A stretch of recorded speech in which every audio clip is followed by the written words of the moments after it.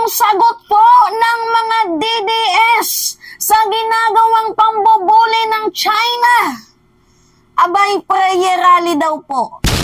Yan po yung kanilang hakbang. Sa tingin nyo, makakatulong yung prayer rally nyo na yan? Ha?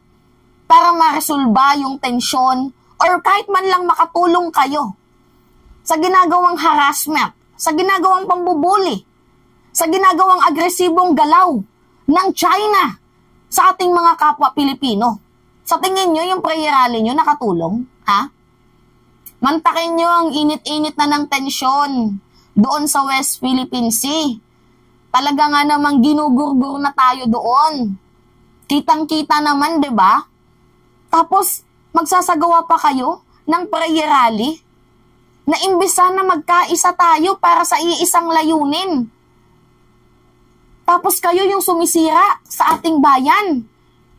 Jutang gine ng ginemis to.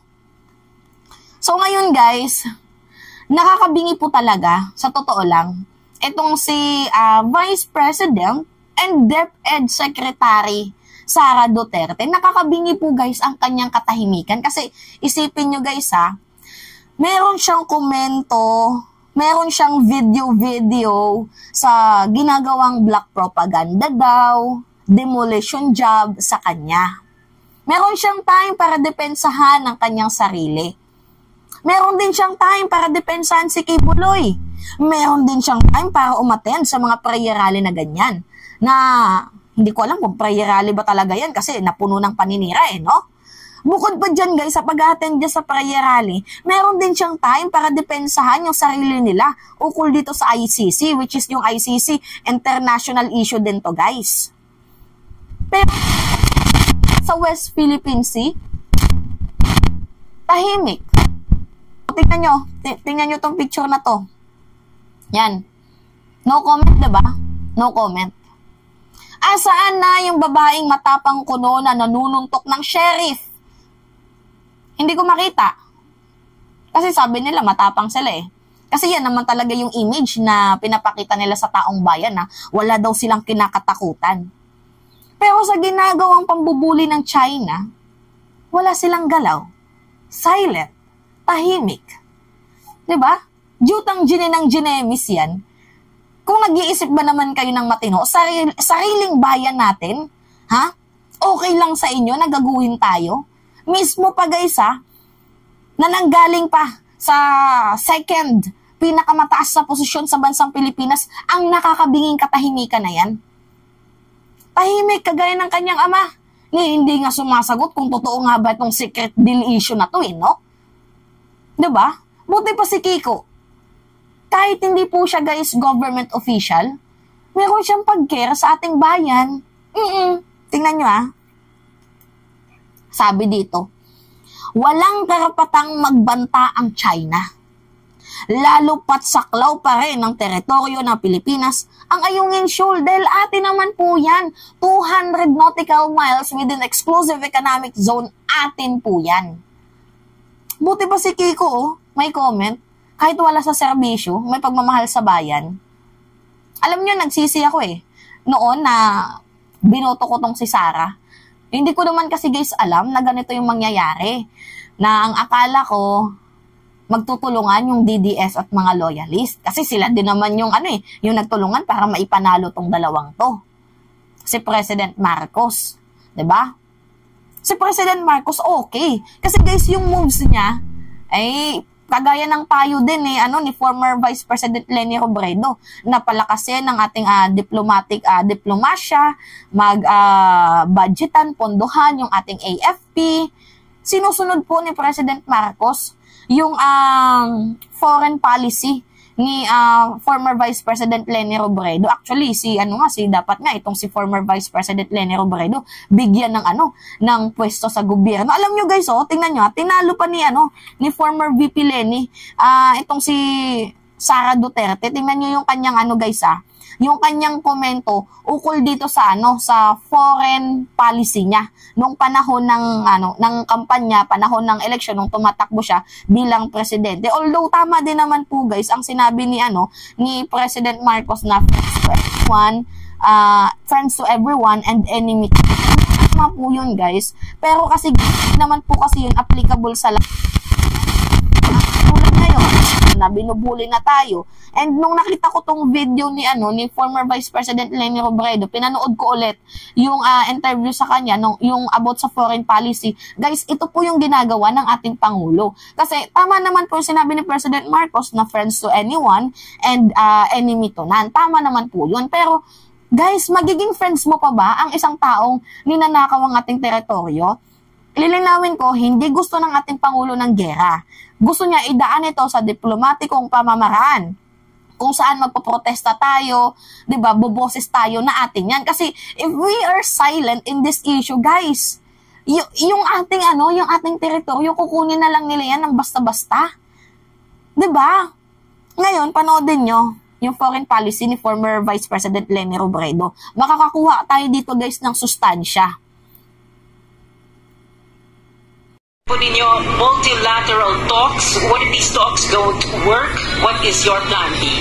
Day 1 ng aking presidency, ang konsepto ng instrument of national power ang ating susundin. Ano ito? Number 1, diplomatic. Papalakasin natin yung pakikipag-ugnayan natin sa ating mga allies, mga ibang bansa na pareho yung paniniwala sa atin para meron tayong kakampi just in case merong aggression. Pangalawa, yung informational. Sisiguraduhin natin yung pamahalaan natin yung nangunguna para i-push yung isang national consensus. Yung narrative natin ay kailangan magkaisa yung mga Pilipino behind it. Pangatlo, yung military, sisiguraduhin natin na pupuntuhan natin yung ating armed forces of the Philippines para makapag-put up tayo ng credible defense against sa ating mga aggressors. Hindi man natin mapantayan yung lakas ng ibang bansa.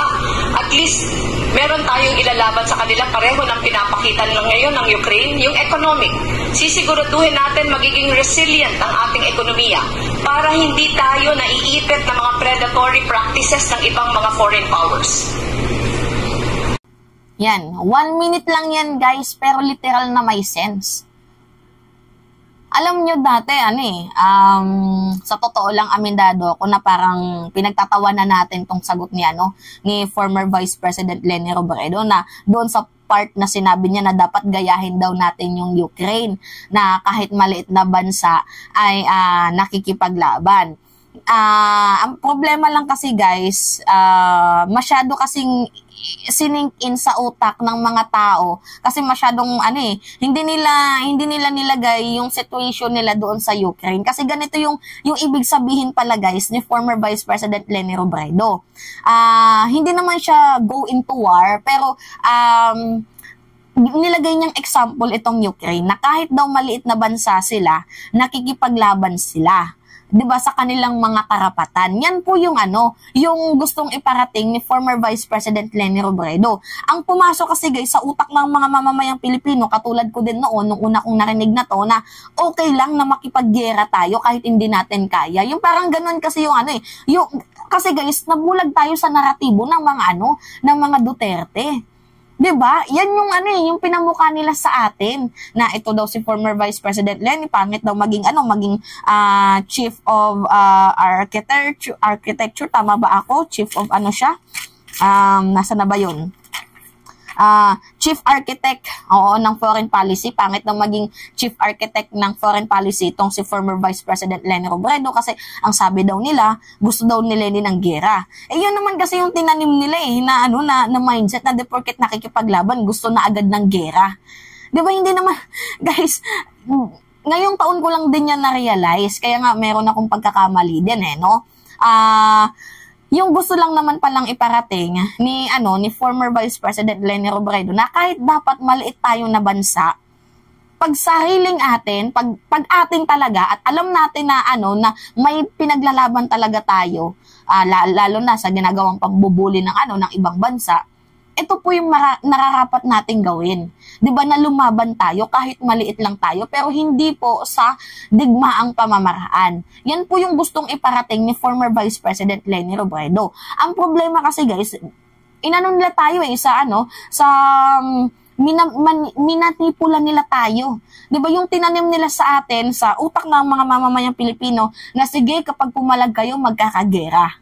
So tinakot tayo. doon sa ano na yun, sa manifesto na yun, na kapag ano tayo, pumalag tayo magkakagera, talagang nga namang sino yung hindi matatakot noon? Ayaw natin ng gera, di ba? Pero guys, pansinin nyo nung si President Marcos, kasi yung sabi ni Duterte sige, maglagay kayo ng barkong pandigma dyan sa West Philippine Sea, magkakagera, simula na daw ng yugto ng gera. Last year pa po guys, naglagay ng barkong pandigma itong si President Marcos, never pong nagkaroon ng gera.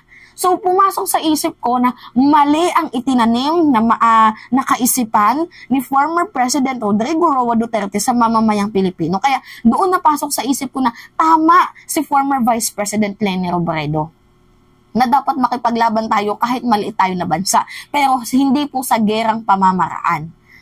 Nagigets nyo ako guys. Kaya nga, mas may sense pa itong si former Vice President Leni Robredo kaysa dito kay Sara. Kasi si Sara yung utak tabingi no? Mantakin nyo guys, 'di ba? Masyado nilang minaliit ang pagkababae at pagkatao ni Vice President Leni Robredo noon. Ngayon, binoto nila yung matapang ko, no? Tapang na babae, si Sara. Nanununtok daw ng sheriff, proud na proud pa sila. Tingnan mo. Yan. Ngayon, sa totoong issue, sa napakalaking issue, nasaan yung tapang? 'Di ba wala? Nakita nyo? Yung tapang, wala, nakatago sa saya ng kanyang ama. Diba? Grabe, tapos ang sagot nyo sa lumalalang tensyon, prayer rally. Babaguhin nyo yung mindset ng mamamayang Pilipino na para ilihis yung totoong issue, prayer rally na lang tayo, ganun ba yun? Ay, utak nyo may ubo. Utak nyo may ubo. Yutang gininang ginemis yan. Anyway, yun lamang ho guys. 'Di ba? Buti pa si Leni, may sense. Si Sara, nonsense. Yun. Biruin mo, BP ka, nangunguna ka sa kaguluhan. Literal na garapalan to. Anyway, yun lamang ho guys. At it's me again, si Mima Alicia nyo. Tagbabalik ulit para sa ating panibagong video.